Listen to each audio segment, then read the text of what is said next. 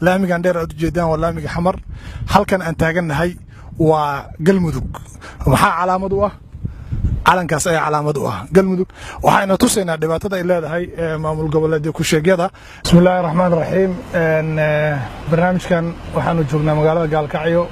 waa magaalo aad u weyn runtii kana muuqda horumar aad u ballaaran. sida arki doontaan waxaan tagi doonaa kontaroolka dhinaca xamar.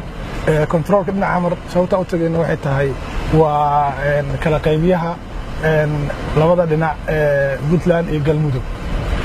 waxaanu dareemaynaa runtii marka aad halkaas tagtid in ay dad badan cabsi ka qabaan, laakiin barnaamijka waxaan ugu tusi doonaa inaysan cabsi jirin, isla markaana waxayna tusi doonaa waxyaalo ay labada maalmuul ku kala duwan yihiin.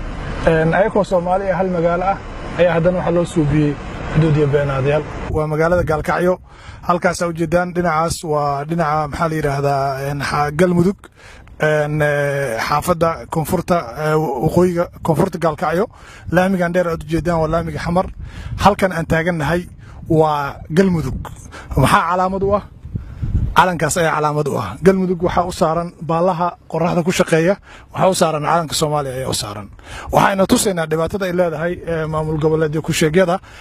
waxaadna arkaysaa horta halkan nadaafadii waa ka dhimatay, halkan lama degana, gurihii dhan waa laga guuray.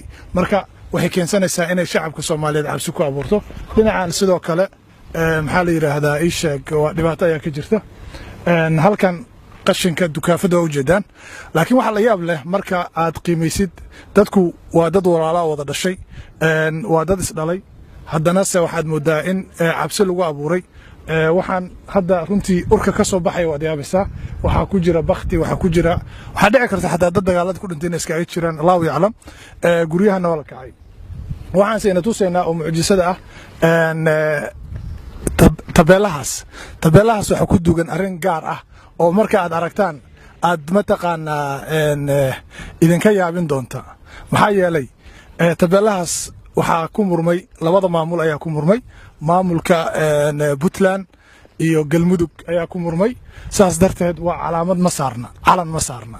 waxyaalaha cajiibka waxaa ka mid tahay gaalkacyo lagu yaqaano ilaahay baa inagu dhaarsheeyay dad walaalo ah oo Soomaali ah oo muslimiin ah oo isdhalay oo isu dhaxay ayaa haddana waxaa kala qaybiyey maamul goboleed iyo magacyo ku sheeg.